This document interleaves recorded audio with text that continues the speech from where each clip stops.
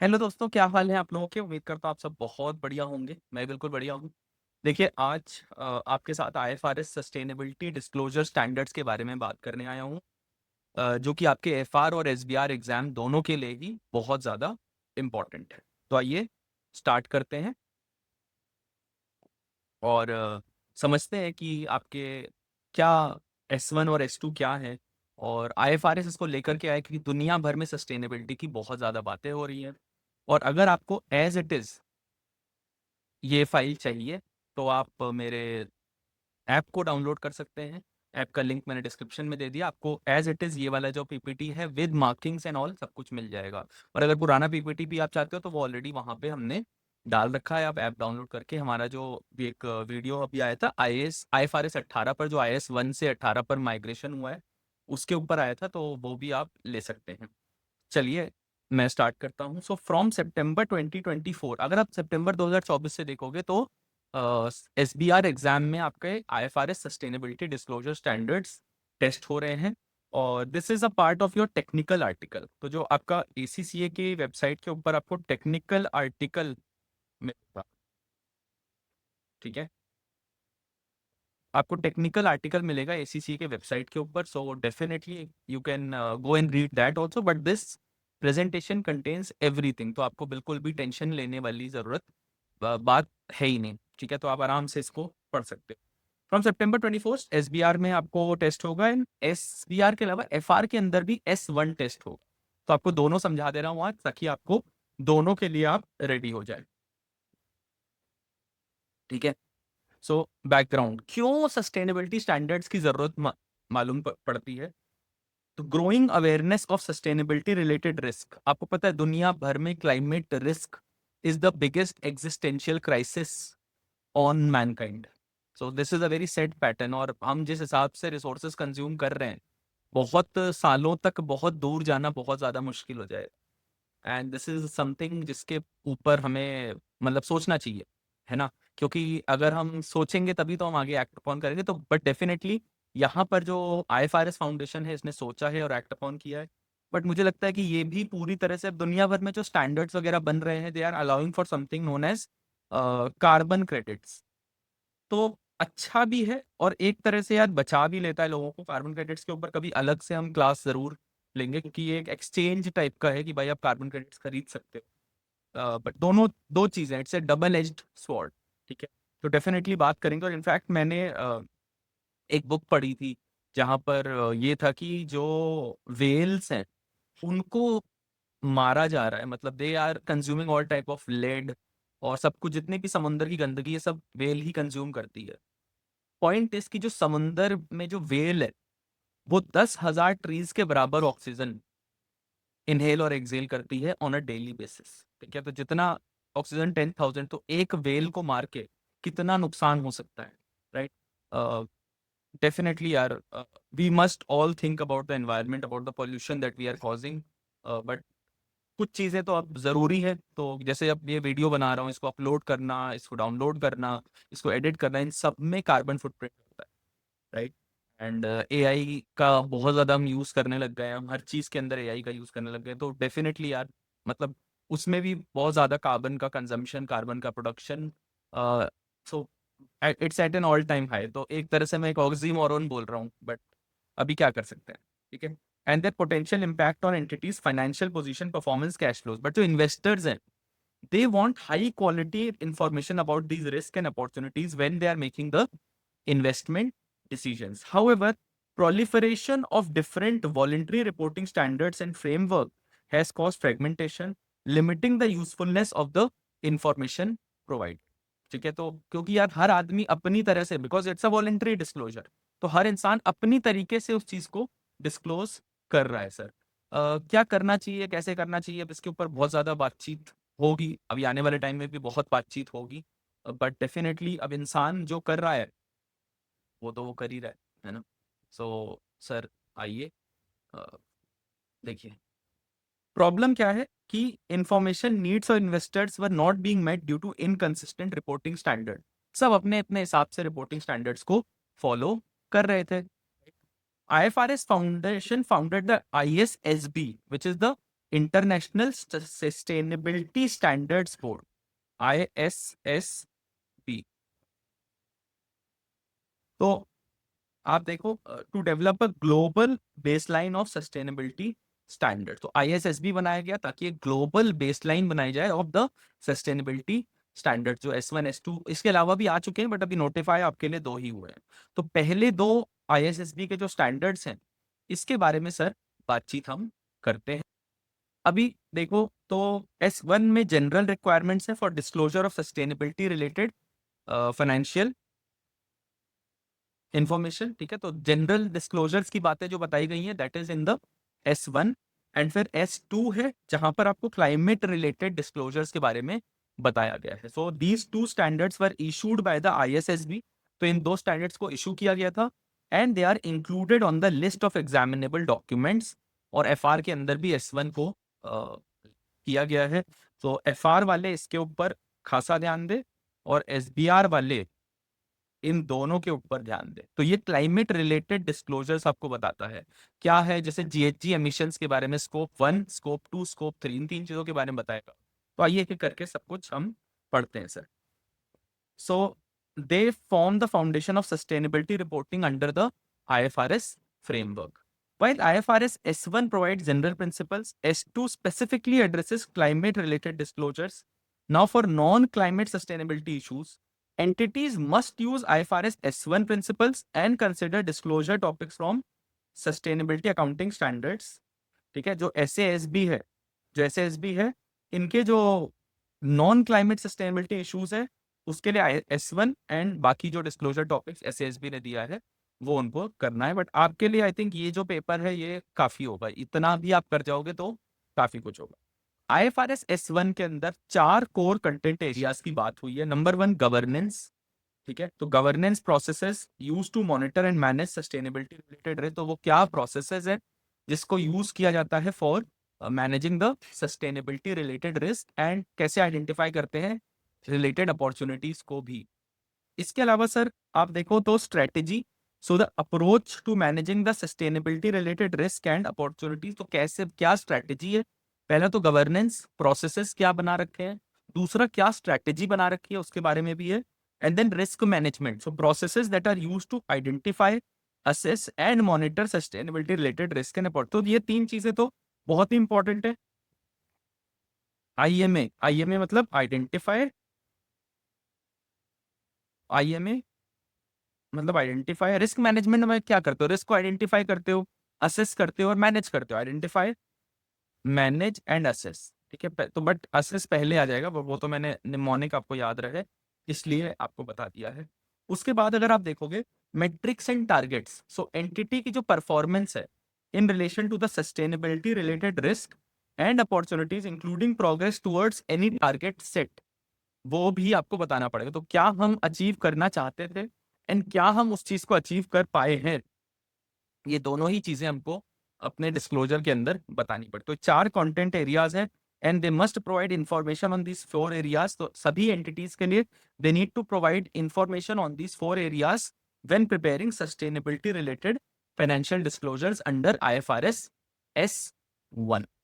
उम्मीद करता हूँ S1 की बात आपको यहाँ तक समझ में आई होंगी। अब सर कैसे ये इंटरकनेक्टेड है IFRS अकाउंटिंग स्टैंडर्ड्स के साथ में, ये भी एक बार हम लोग जान लें।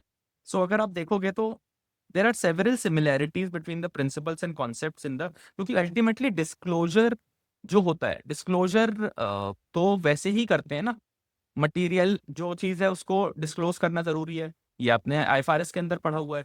सो मटेरियलिटी क्या होती है, it is material if omitting, misstating, obscuring that information could reasonably be expected to influence decisions that the primary users of general purpose financial reports make on the basis of those reports। Primary users कौन है sir, अगर आपको मालूम है कि primary users कौन होते हैं फाइनेंशियल स्टेटमेंट्स के, तो प्लीज नीचे कमेंट करके जरूर बताएं कि सर कौन होता है। और अगर आपको ये कंटेंट पसंद आ रहा है, जो मैं पढ़ा रहा हूँ ये पसंद आ रहा है, तो प्लीज, और यूज कर रहे हो आप इस कंटेंट को IFRS S1 S2 या IS1 से जो IFRS 18 में हम गए, प्लीज गाइज जो लोग व्यू कर रहे हैं प्लीज वो सब्सक्राइब भी करें, उनसे बहुत बहुत मेरी विनती है, क्योंकि अब मैं पूरी तरीके से आपको यहीं मिलूंगा, यूट्यूब चैनल के ऊपर ही मिलूंगा।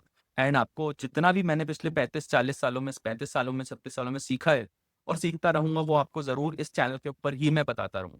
ठीक है, आइए सर आगे बात करते हैं। सो अगर आप देखो, both use the same two fundamental characteristics of useful information. तो फ्राई जिसको मैं कहता हूँ, मैं अगर आपने मुझसे कभी क्लास ली है तो आपको मालूम होगा, मैं फ्राई बोलता हूँ। फ्राई मतलब faithful representation, faithful representation and relevant information. ठीक है, तो ये दोनों ही प्रिंसिपल्स IFRS के ये जो दो प्रिंसिपल्स है, ये IASB यूज करता था, ISSB भी ये दोनों ही प्रिंसिपल्स को यूज करता है। ठीक है, now both share the same for enhancing qualitative characteristics. ठीक है, विच इज CUVT। CUVT याद रहेगा sir, CUVT comparability, understandability, verifiability and timeliness. तो CUVT ये चारों चीजों को बताता है। सेम, तो आपकी फंडामेंटल कैरेक्टरिस्टिक्स भी सेम है, आपकी एनहांसिंग कैरेक्टरिस्टिक्स भी बिल्कुल सेम है। Definition of materiality is identical across both sets of standards. ठीक है, so both identify the same primary users, current and potential investors, lenders and other creditors. Right, additional similarities क्या है?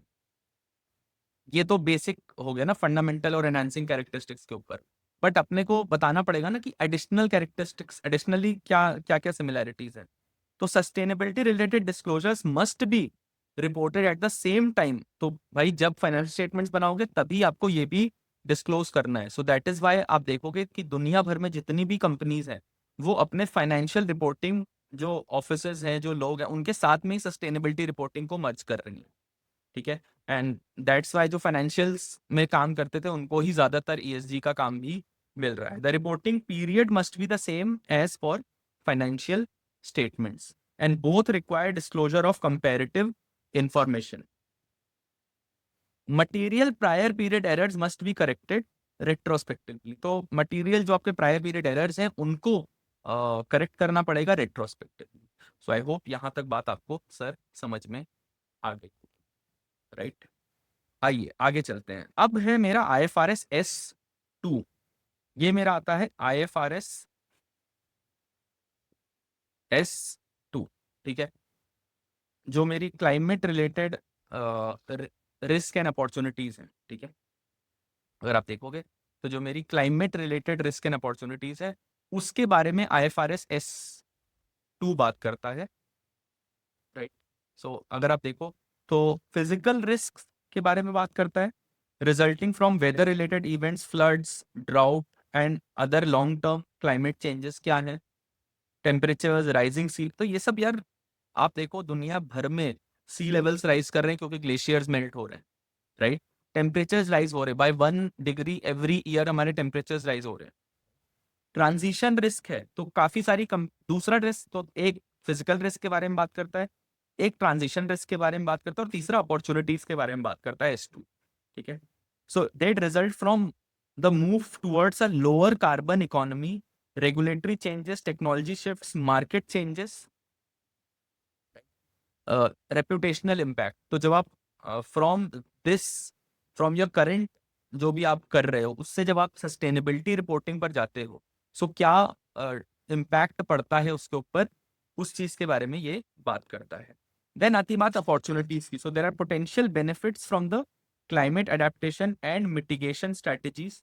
सो आप देखो जब हम क्लाइमेट से पोटेंशियल बेनिफिट्स भी आएंगे, जब हम ऑब्वियसली जब मैं ज्यादा अच्छी रिपोर्टिंग करूंगा टुवर्ड्स द क्लाइमेट तो मैं ज्यादा अच्छी यूजेज भी करूंगा, कंजम्पशन भी मैं उसी हिसाब से करूंगा, क्योंकि मुझे मालूम है ना कि मेरे को इसको रिपोर्ट करना पड़ेगा। ठीक है, improvements, cost reductions, and new products and services.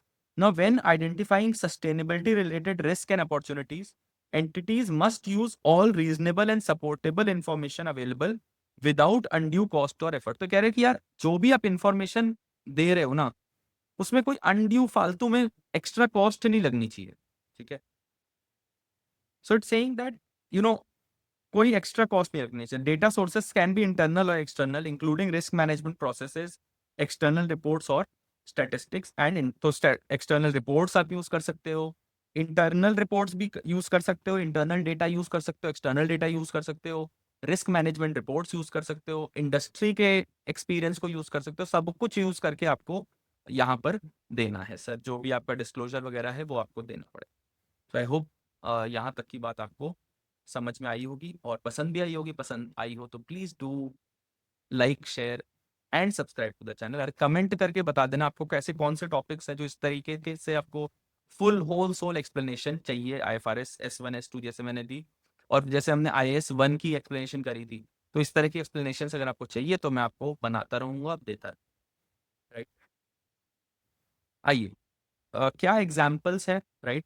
सो उसके बारे में हम बातचीत करते हैं। देखिए, सबसे पहले सर फिजिकल रिस्क है obviously.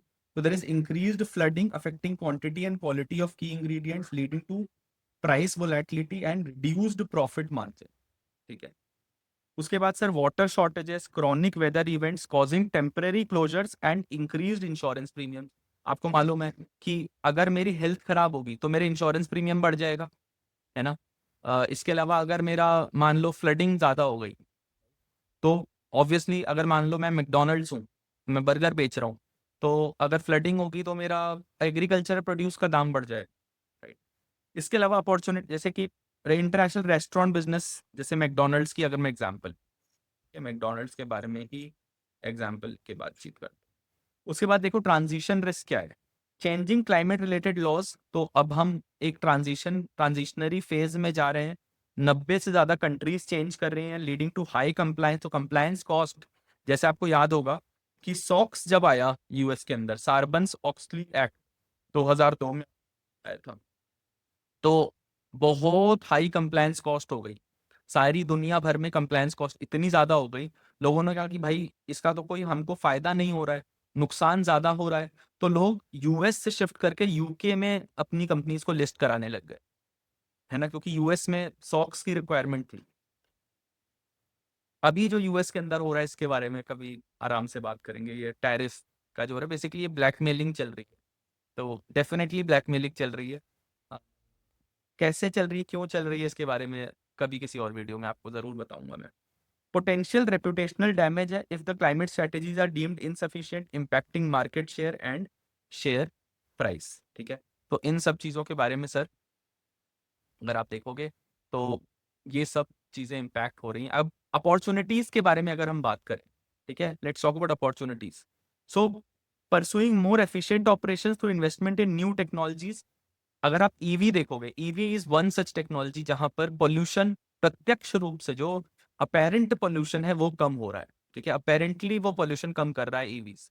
Expecting significant decline in energy usage and resulting increase in profit margin in the long term.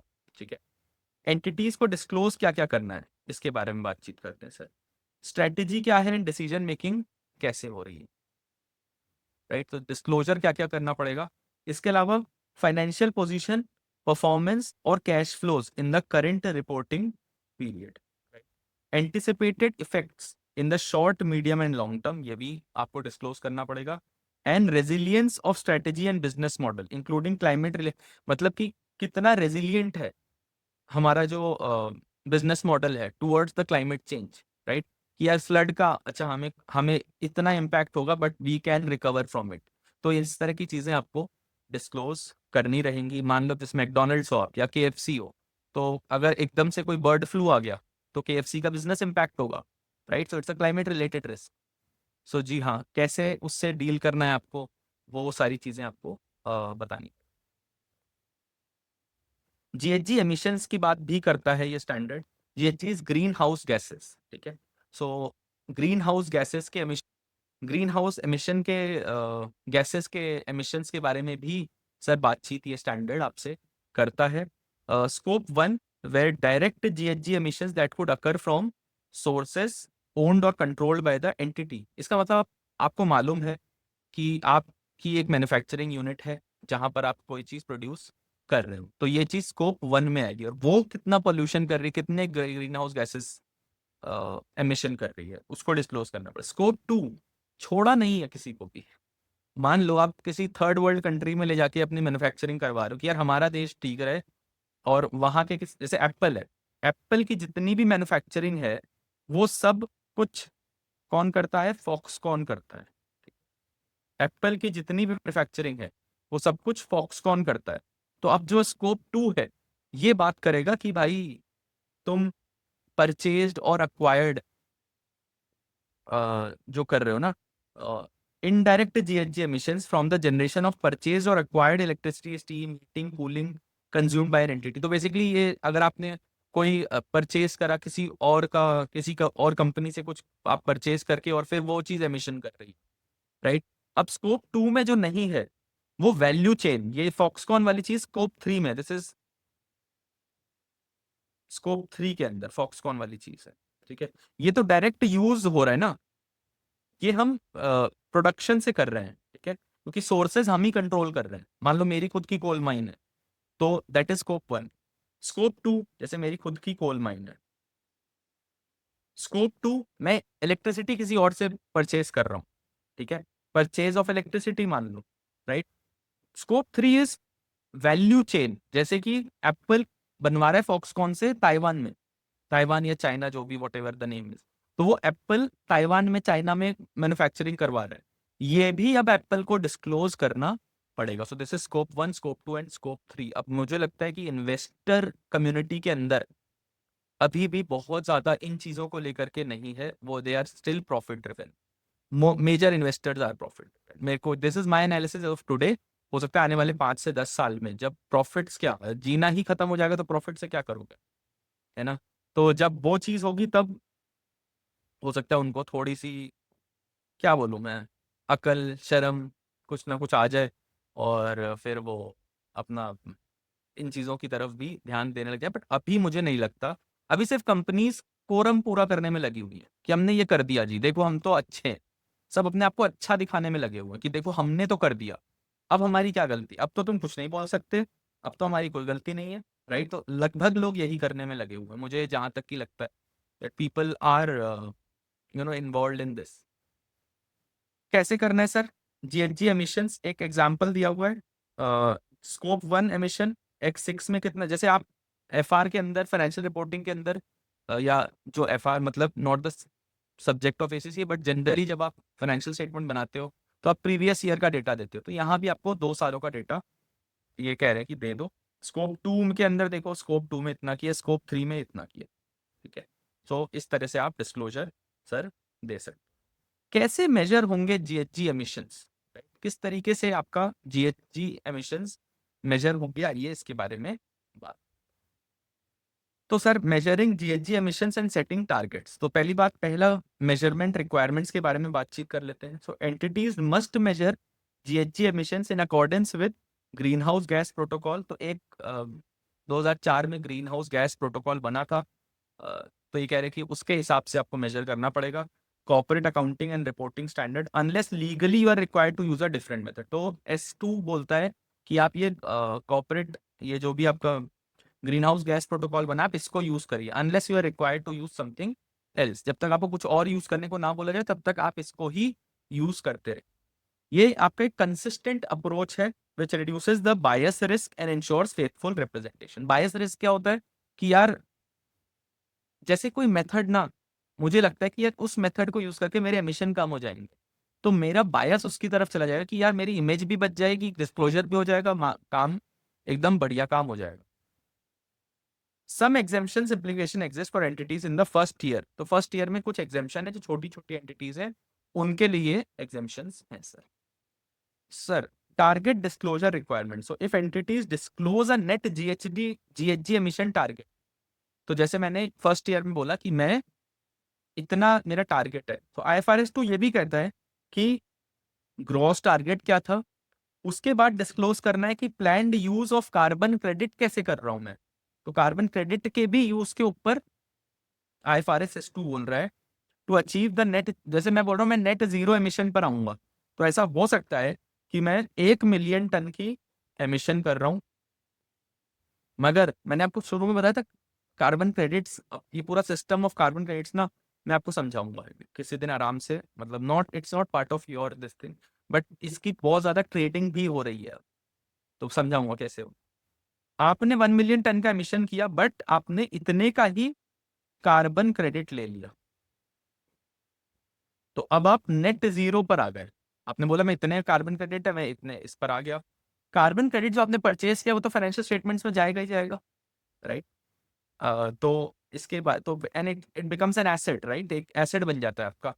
अभी let's see, carbon credits are defined as an emission unit that is issued by a carbon crediting program and represents an emission reduction or removal of greenhouse gases, ठीक है। सो एक तरह से आप वनतारा आपने देखा होगा, तो वनतारा बेसिकली मुझे जहां तक लगता है कि कार्बन क्रेडिट इशू करने की एक बहुत बड़ी प्लान है वो, क्योंकि आप देखो दुनिया भर का जितने भी जानवर और सब कुछ है वो सब वहां पर लाए जा रहे हैं।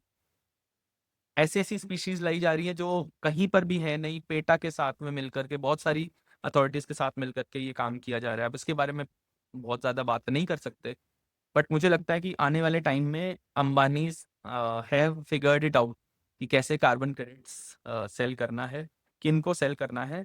तो एक तरह से एक आप देखो इंटरनेशनल होटल बिजनेस का क्लाइमेट डिस्क्लोजर रिलेटेड, तो इनका कंजम्पशन टारगेट है। आइए, तो अगर आप देखो तो इनका वाटर कंजम्पशन टारगेट है। company aims to reduce water consumption per occupied room, so international hotel business है, by 20% from a 20x0 baseline by the end of 2029. By the end of 2026, the reduction per occupied room since this was 8.4%. We are behind schedule on this goal, but continue to explore opportunity to reduce water consumption. फिर carbon emission का target, carbon emissions target. The company plans to reduce net carbon by 30% from 20x0 baseline by end of X9. To achieve this, we will reduce gross emissions by 10% while also making use of carbon credits. तो यहाँ पर carbon credit की जो technology है उसका भी इस्तेमाल किया जाएगा। These credits are generated from projects that use technology to capture carbon dioxide from atmosphere before storing it safely under। ठीक है, तो कैसे कर सर, अब ये टेक्नोलॉजी कुछ भी नाम ले लो, बेसिकली आप पेड़ लगा रहे हो, जानवरों को रख रहे हो, पौधे लगा रहे हो, लेक्स वाटर बॉडीज वगैरह सब बना रहे हो, तो दैट इज द, अब कुछ भी बोलो, use technology to capture the carbon dioxide. The carbon credits have been independently verified by the global carbon, तो एक काउंसिल बन रखा है which is the global carbon council. Okay. Now, by the end of 20x6, net and gross carbon dioxide emissions had reduced by 24% and 2%.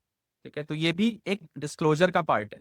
The company is behind schedule but has implemented new executive management share based payment which will vest if the goal is achieve. तो company ने बता दिया कि भाई गोल जब achieve होगा तभी ये जो चीज है ये वेस्ट हमारे में होगी। Disclosure of carbon credits usage is important because some carbon capture technologies may prove ineffective, regulations may change, or price of carbon credits may fluctuate significantly, impacting the entity's ability to meet its targets. Sir, so that was my explanation on S1 and S2. अगर आपको पसंद आया तो please do subscribe to the channel. Video को like कर देना, share कर देना जो लोग भी ACCA कर रहे हैं, जो ग्रुप्स आपके बने हुए हैं अलग अलग कोचिंग सेंटर्स वगैरह के, वहाँ भी आप IFRS S1 एंड S2 को शेयर कर देना, वीडियो को सब्सक्राइब कर देना, एंड ऐसे ही हमें खूब सारा प्यार देते रहना। I will see you some other time, till then bye bye, take care, नमस्कार, थैंक यू गाइस।